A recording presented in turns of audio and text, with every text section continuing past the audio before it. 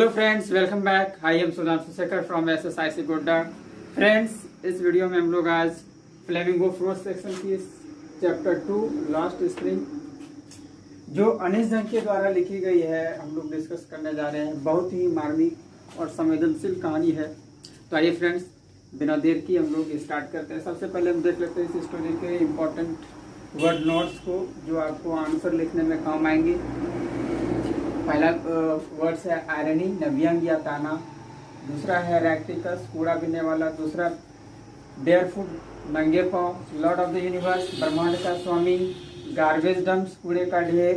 Explanation, स्पष्टीकरण। Tradition, परंपरा। Perpetual state, अस्थायी या निरंतर अवस्था। पॉवर्टी, गरीबी या निर्धनता।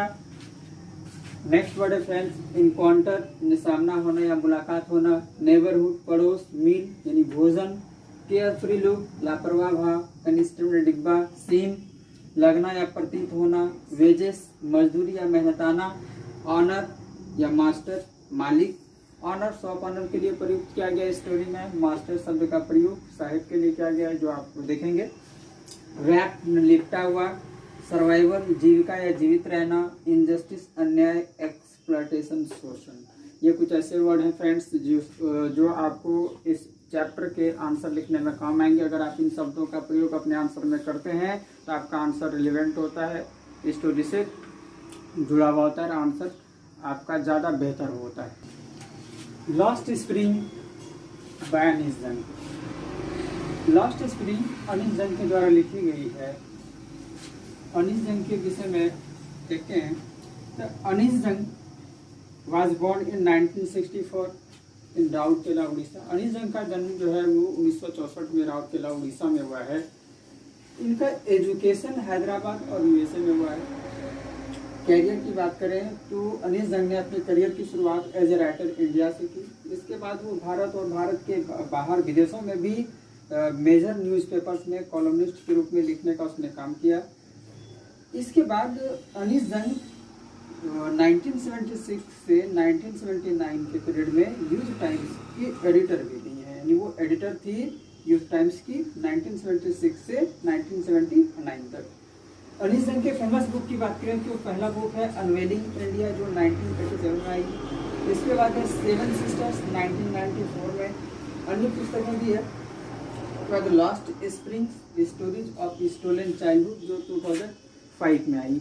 इंटरेस्टिंग बात यह है कि ये जो स्टोरी लास्ट स्प्रिंग डिस्कस करने जा रहे हैं, यह स्टोरी 2005 में पब्लिश हुई। Last spring, stories of stolen childhood जो अनीस जंग की प्रसिद्ध पुस्तक है, इस पुस्तक का एक अंश है, एक हिस्सा है।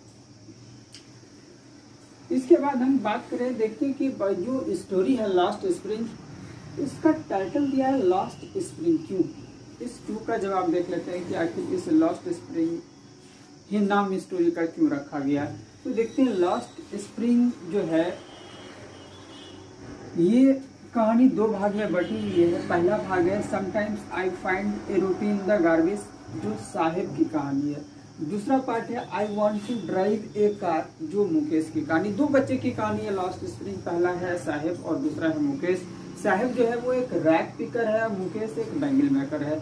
लेकिन कुल मिला जुला के कहा जाए तो दोनों चूंकि बच्चा है और दोनों ही बच्चा कुछ न कुछ काम कर रहा है। एक कबाड़ चुनने का काम कर रहा है और एक चूड़ी बनाने का काम कर रहा है। काम दोनों ही बच्चा कर रहा है। यानी कुल मिला के कहा जाए कि साहिब हो या मुकेश दोनों ही चाइल्ड लेबर है, दोनों ही चाइल्ड लेबर है।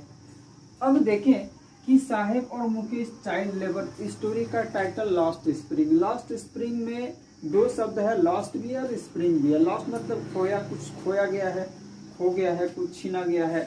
क्या छीना गया है तो कहता है स्प्रिंग। स्प्रिंग जो होता है वो सिंबल ऑफ जॉय या हैप्पीनेस माना जाता है। उसी प्रकार जब हम यहाँ चाइल्ड लेबर की बात करते हैं तो इसमें चाइल्ड है। चाइल्ड किसी भी व्यक्ति के जीवन में जो चाइल्डहुड पीरियड होता है वो उसके जीवन का सबसे जॉयफुल या हैप्पीनेस पीरियड होता है। यानी चाइल्ड को भी हम लोग सिंबल ऑफ जॉय और हैप्पीनेस के रूप में मानते हैं, जस्ट लाइक स्प्रिंग।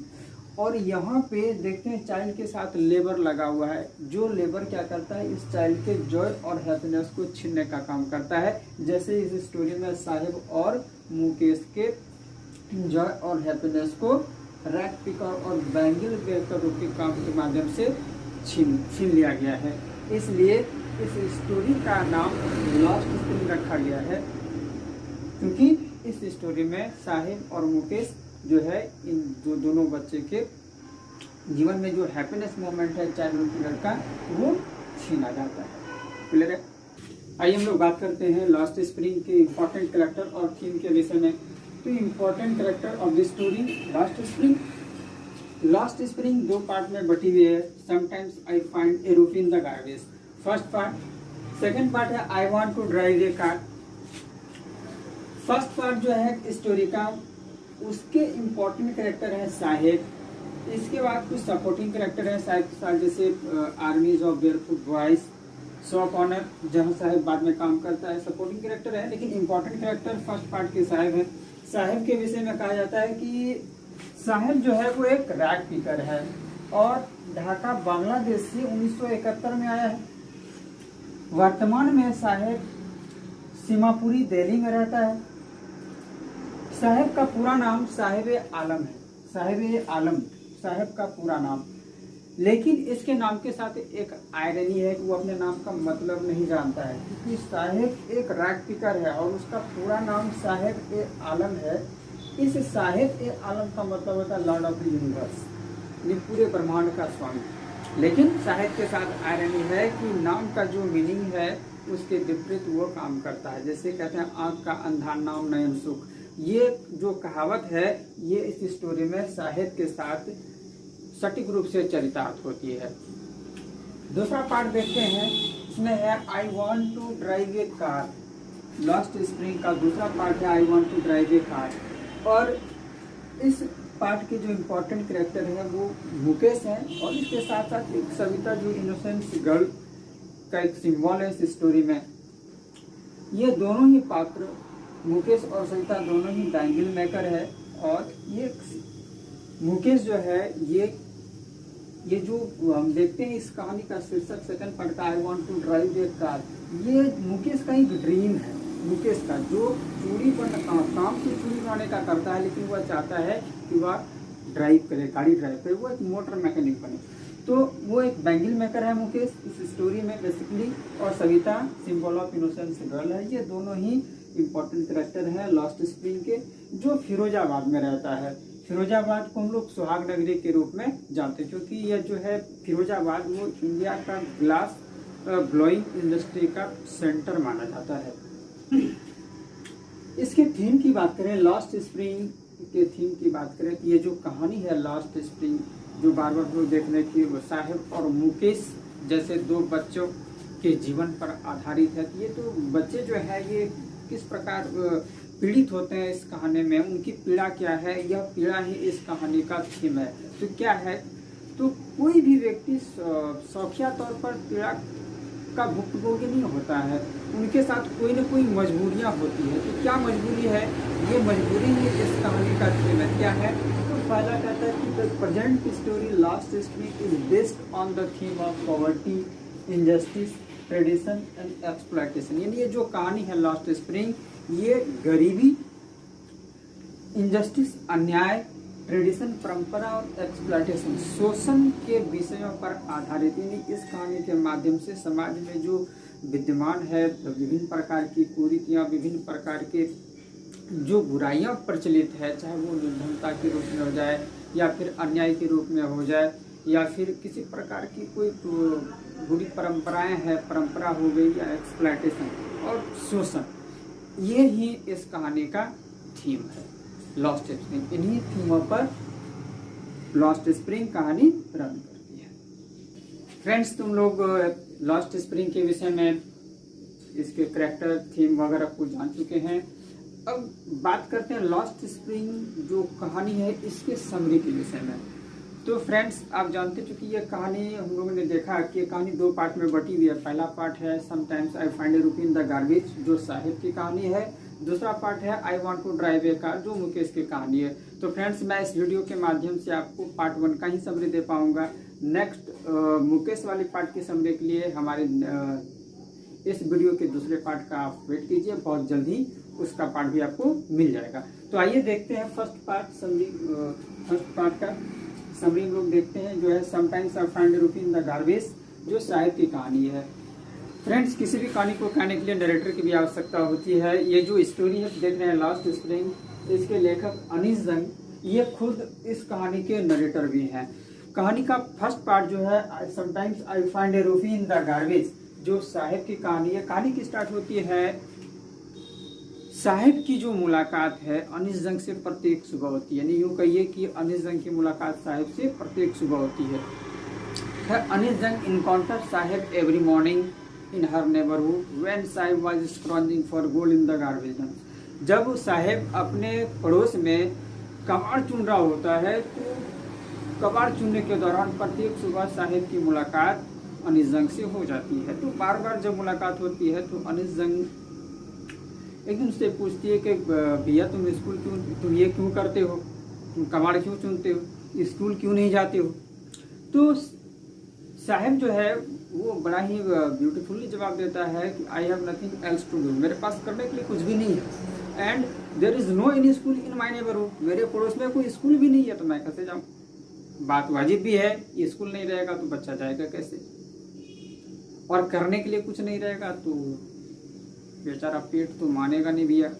तो कुछ ना कुछ तो करना ही पड़ेगा अपने लाइवलीहुड के लिए, क्योंकि साहिब का जो परिवार है वो अभी तो वर्तमान में सीमापुरी दिल्ली में रह रहा है, लेकिन ये 1971 में बांग्लादेश से आया हुआ था। बांग्लादेश की राजधानी ढाका में इसका घर था, जो कि अब उसके मेमोरी में नहीं है। लेकिन साहिब अपने माँ के साथ 1971 में बांग्लादेश की राजधानी ढाका से अपने बेहतर जीविकोपार्जन को प्राप्त करने के लिए, पाने के लिए वो भारत चलाया, जो कि अभी वर्तमान में सीमापुरी दिल्ली में रहता है, और यहीं पे वो कबाड़ चुनने का काम करता है। तो इसी कबाड़ चुनने के काम के दौरान प्रत्येक सुबह साहिब की मुलाकात अनीस जंग से हो जाती है। तो अनीस जंग उससे पूछ देती है, भैया कि आप कबाड़ क्यों चुनते हो, ये काम क्यों करते हो, स्कूल क्यों नहीं जाते हो। तो साहिब का जवाब होता है, I have nothing else to do, मेरे पास करने के लिए दूसरा कोई काम नहीं है। And there is no any school in my neighbourhood, मेरे पड़ोस में कोई स्कूल भी नहीं है, तो कैसे जाए। तो अनीस जंग उस बच्चे से कहती है कि अगर मैं अपना स्कूल तैयार करूं तो तुम जाओगे। तो बच्चा सर झुका के जवाब देता, हाँ क्यों नहीं। उसके आंखों में एक चमक होती है, खुशी होती है, लाइटिंग अप के माध्यम से साहिब कहता है, हाँ क्यों नहीं। इसके बाद बात आई गई हो गई। कुछ दिनों के बाद देखता है कि साहिब अनीस जंग की तरफ दौड़ता हुआ जाता है, पूछता है, दीदी आपका स्कूल तैयार हो गया।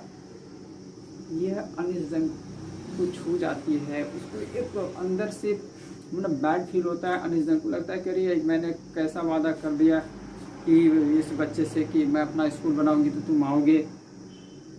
तो वह शर्माते हुए, शर्मिंदा होते हुए जवाब देती है कि स्कूल बनने में समय लगता है। कहता है ठीक है दीदी, जब बन जाएगा तो आप मेरे को बोलना, मैं स्कूल चला जाऊंगा। वो चली गई। तो वो मंथन करती है अनीस जंग कि मैंने जो ये वादा किया इस बच्चे के साथ, ऐसे खोखले वादे इन जैसे बच्चों के जीवन के प्रत्येक कोने में भरा पड़ा हुआ है। खैर बात आई गई हो गई। जब साहिब से जान पहचान हो जाती है, साहिब जैसे बच्चों को वो जानने लगते हैं। साहिब को देखता है क्या कि साहिब जो है वो कबाड़ चुनने का काम करता है। उसके जो दोस्त हैं वो आर्मी ऑफ बेयरफुट बॉयज हैं, वो सारे सुबह में मॉर्निंग बर्ड की तरह अपीयर होते हैं और दोपहर तक डिसअपीयर भी हो जाते हैं, गायब हो जाते हैं, और उन लोगों को बस गलियों में वह घूमते फिरते रहते हैं। जबकि जब साहिब की बात करें तो साहिब का जो है पूरा नाम साहिब ए आलम है, जिसका मतलब होता है लॉर्ड ऑफ द यूनिवर्स, पूरे ब्रह्मांड का स्वामी। लेकिन साहिब अपने नाम का मतलब नहीं जानता है, और बिना अपने नाम का मतलब जाने साहिब अपने पड़ोस में कबाड़ चुनने का काम करता है।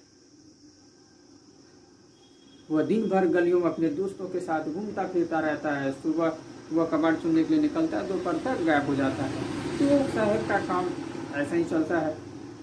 तो एक दिन क्या देखता है कि अनीस जंग, उनके जो दोस्त रहते हैं बेयरफुट बॉयज, सारे बच्चे ऐसे ही हैं जैसे उनके पाँव में, किसी बच्चे के पाँव में चप्पल नहीं है, तो वो पूछती भी है अनिल संग कि तुम चप्पल नहीं पहनते, तो एक छोटा सा बच्चा एकदम मासूमियत के साथ जवाब देता है कि मेरी माँ उसे सेब से नीचे नहीं उतारती है। तो दूसरा बच्चा जवाब देता है कि अगर उतार भी दे ये फेंक देगा। तो ऐसा ही तो ये अनीस जंग जो है एक स्पष्टीकरण देती है, एक एक्सप्लेनेशन देती है कि नहीं, ऐसे जो बच्चे हैं वो खाली पाँव जो है बेयरफुट पैसे की कमी की वजह से नहीं रहते हैं, बल्कि उनका एक ट्रेडिशन है, इस ट्रेडिशन टू स्टे बेयरफुट, खाली पाँव रहने का एक ट्रेडिशन है। लेकिन वह कहते हैं क्या सिर्फ एकमात्र ट्रेडिशन के स्पष्टीकरण से ये उनके जो पॉवर्टी का परपेचुअल स्टेट है वो क्लियर हो जाएगा? कहते हैं नहीं। लेकिन क्या कीजिएगा, ऐसा ही है, साहिब का जो है वो ट्रेडिशन है, तो सारे बच्चे बेयरफुट ही रहते हैं। अब ये ट्रेडिशन तो एक प्रकार का न कहिए कि एक कर्टन कवर है उनको ढकने का। रियलिटी तो ये है कि वो एफर्ट नहीं कर पाते हैं शू को, वो एफर्ट नहीं कर पाते हैं स्लीपर्स को, इसलिए वो बेयरफुट रहते हैं। वो भोजन 2 वक्त का अच्छे से नहीं कर पाते, तो भैया महंगे ब्रांडेड शू कहाँ से पहनेंगे भैया, वो अच्छे अच्छे स्लीपर्स कहाँ से लाएंगे। तो ऐसा ही उनकी स्थिति ऐसे ही उसको अलाउ नहीं करता है। लेकिन इसको इस स्थिति को ढकने का प्रयास किया गया है ट्रेडिशन का नाम देकर के। साहब जो है वो वर्तमान में सीमापुरी दिल्ली में रहता है। सीमापुरी दिल्ली की जब बात करें तो यहाँ पे जो अधिकांश लोग हैं लगभग 10,000 रैक पिकर्स वहाँ रहते हैं जो कि कबाड़ चुनने का काम करते हैं। सीमापुरी एक ऐसा इलाका है जो पेरीफेरी एरिया कहलाता है, वहाँ पे किसी प्रकार का कोई विकास का कोई संकेत नज़र नहीं आता है। वहाँ पे ना तो सीवेज सिस्टम है, ना ही ड्रेनेज सिस्टम है, ना ही रनिंग वाटर फैसिलिटीज, किसी प्रकार की फैसिलिटीज वहाँ के लोगों को नहीं है। ये बड़ा ही कष्ट में, बड़ा ही मतलब दयनीय स्थिति में रहते हैं, मतलब उनकी स्थिति अच्छी नहीं है। वहाँ पे किसी प्रकार का एकदम बदबूदार गली है, कोई फैसिलिटीज ही नहीं है, तो फिर आप समझ सकते हैं। तो उनके पास ना ही तो सीवेज सिस्टम है, ना ही ड्रेनेज सिस्टम है, ना ही रनिंग वाटर फैसिलिटीज है। उनके जो घर है वो मिट्टी के बने हुए हैं, और उन घर पे जो छत है वो टीन या तो टेराकोलिन के हैं। इनके बाद उनके टीन या टेराकोलिन के छत हैं, और इसके अलावा कुछ भी नहीं उनके पास। हाँ, एक चीज़ है उनके पास कोई आइडेंटिटी नहीं है, लेकिन उनके पास राशन कार्ड है जो उनको इनेबल करता है अनाज खरीदने के लिए, क्योंकि food is more important than any identity for them. उनके लिए जो है यानी रैक पिकर जो अधिकांश 10,000 जो रैक पिकर सीमापुरी में रह रहे हैं, उनके लिए पहचान से ज़्यादा ज़रूरी है भोजन प्राप्त हो जाना, भोजन। और उनके पास कोई पहचान नहीं है, किसी प्रकार की रहने की कोई फैसिलिटीज नहीं है, लेकिन राशन कार्ड है। राशन कार्ड उनको इनेबल करता है to buy grain and to vote देने के इनेबल हो जाता है वो, और अनाज खरीदने के योग्य बना देता है राशन कार्ड। उनके लिए उनके पास राशन कार्ड है। तो वहाँ पे जो महिलाएं हैं, महिलाओं की स्थिति की बात करें तो महिलाएं जो वो टैटर्ड साड़ियों में घूमती है, फटी हुई साड़ियाँ हैं में घूमती है। तो वहाँ का जो जीवन है, वो सीमापुरी का जो लाइफ है वो बड़ा ही मतलब कष्टमय जीवन कह सकते हैं, पिटिएबल लाइफ है वहाँ के लोगों का। बहुत ही बुरी स्थिति में रहते हैं, किसी प्रकार की जब सुविधाएं नहीं है, लोगों का रहन सहन का स्तर ठीक ठाक नहीं है, उनका कमाई का जरिया ठीक ठाक नहीं है। Children grow up in become the partner of survival इन सीमापुरी। सीमापुरी में बच्चे जन्म लेते हैं और अपने जीविकोपार्जन में अपने माता पिता के भागीदार हो जाते हैं, यानी कि वो अपने माता पिता के साथ ही कबाड़ चुनने का काम कर लेते हैं, क्योंकि सीमापुरी में जीने का मतलब ही है कबाड़ चुनना। सर्वाइवल इन Seemapuri means rag picking. Seemapuri में जीवन का मतलब है कबाड़ चुनना। तो लेकिन वहाँ पे जो बच्चे हैं कबाड़ चुनने का काम करते हैं, वो मतलब उनके पिता कर रहे हैं, फिर उसके बच्चे कर रहे हैं, फिर आने वाले समय में उनके बच्चे भी करेंगे, ये एकदम चलता ही आ रहा है। 1971 से जो वहाँ पे रैक पिकर्स लोग रह रहे हैं सीमापुरी में, वो उस समय से लेकर के आज तक कबाड़ चुनने का ही काम कर रहे हैं, पीढ़ी दर पीढ़ी। तो इसी को एक ट्रेडिशन भी मान सकते हैं आप। तो बच्चे वहाँ पे जन्म तो लेते हैं और अपने माता पिता के कबाड़ चुनने के काम में शामिल हो जाते हैं। ऐसा ही चलता है, क्योंकि कबाड़ चुनना जो जीने का जरिया, जो मुख्य जरिया है सीमापुरी में, वो कबाड़ चुनना ही है। और इन 30 वर्षों के दौरान कबाड़ चुनने के काम ने एक महीन कला का रूप भी धारण कर लिया है। वहाँ बच्चों के लिए कबाड़ चुनने का मतलब होता है, जो कबाड़ है, garbage is wrapped in wonder for the children. बच्चे के लिए जो कबाड़ का मतलब है, वो कबाड़ जो वो अजूबों में लिपटा हुआ है, उनके लिए कबाड़ का मतलब एक आश्चर्य अजूबा है, क्योंकि उसको उसमें कभी कभी नोट मिल जाता है 1 रुपया का, कभी 2 रुपया का, कभी 10 रुपया का मिलता है, या फिर सोना भी मिल जाता है कभी कभी। और जब कभी एक बार कुछ मिल जाए तो उनमें और भी ज़्यादा पाने की संभावना बढ़ जाती है, उम्मीद बढ़ जाती है। तो बच्चों के लिए जो कबाड़ है जो है वो आश्चर्य में लिपटा हुआ है, लेकिन बड़ों के लिए यह सिर्फ एक जीने का एक साधन है, मीन्स ऑफ सर्वाइवल है। तो यही है। तो अब बात आई गई हो गई सीमापुरी का, जो हम देखते हैं इस प्रकार से जो जीवन है वो बहुत ही दयनीय है। एक दिन अब नेक्स्ट डे की जब बात करते हैं, देखता क्या कि साहिब जो है वो एक क्लब के गेट के सामने खड़ा है, 4 दीवारी के गेट के सामने खड़ा है, और उस क्लब के अंदर में 2 जो व्यक्ति हैं वो वाइट ड्रेस पहने हुए हैं और टेनिस खेल रहे हैं। अनिश जंग उसको देखती है, साहिब को जब खड़ा पूछती है भैया, तो अनिश जंग को साहिब जवाब देता है कि मुझे जो है टेनिस खेलना पसंद है, आई लाइक टेनिस, मुझे टेनिस खेलना पसंद है। तो और देखने वाली बात क्या है कि उस दिन साहिब भी अपने पाँव में टेनिस शूज पहना हुआ है। अलग बात है कि उसके शू में एक होल है, और वो जो जूते हैं वो किसी अमीर लड़के के द्वारा फेंका गया जूता है, लेकिन उस फेंके हुए जूते को पहन करके भी साहिब को लगता है कि उनका कोई एक सपना सच हो गया है। तो ये बात थी। वो देखता है, कहता है, साहिब उसको अनिश जंग को कहता है कि कभी कभी जब वो अंदर कोई नहीं होता है तो उस क्लब का जो वॉचमैन है वह उसे अंदर जाने देता है, और वह अंदर जाकर के झूला झूलता है, वहाँ पे खेलता है। नेक्स्ट डे जब बात होती है इसके बाद, तो एक दिन देखता क्या एक साहब जो है अपने हाथ में एक स्टील का डब्बा उठाए हुए है, और वो इशारा करके कहता है कि भैया मैं अब वो चाय की दुकान पर काम करता हूँ। इशारा करते हुए कहता कि मैं अब उस चाय की दुकान पे काम करता हूँ। तो देखता है कि साहब जो है स्टील का कैनिस्टर उठाए हुए है, लेकिन उसके चेहरे पे जो केयर फ्री लुक है वो अब गायब है। जो आज़ादी, जो हैप्पीनेस का जो भाव था वो कबाड़ का बैग उठाते समय उसके चेहरे पे होता था, अब वो कैनिस्टर उठाते समय नहीं है। उसके चेहरे से केयर फ्री लुक गायब है। और वहाँ पे वो बताता है कि उस चाय की दुकान पे उसको एज ए वेजेस यानी अपनी मजदूरी के रूप में, मेहनताना के रूप में उसको 800 रुपया मिलता है, 800 rupees, and all his meals, उसको 800 रुपया उसके मजदूरी के रूप में मिलता है, और सारा तीनों समय का भोजन उसको मिल जाता है। लेकिन इसके बावजूद भी साहिब वहाँ पे खुश नहीं है काम करते। He is not happy working there because of his face has lost his careful look, क्योंकि उस चाय की दुकान पे उसको तीनों टाइम का भोजन मिलता है, 800 रुपया मेहनताना भी मिलता है, लेकिन उसके चेहरे का जो चिंता मुक्त भाव है, उसका जो फ्रीडम है वो अब समाप्त हो गया, खो गया। He has no longer is on master, वो अब अपना मालिक नहीं है, इसलिए उस दुकान पे काम करते हुए वह खुश नहीं है।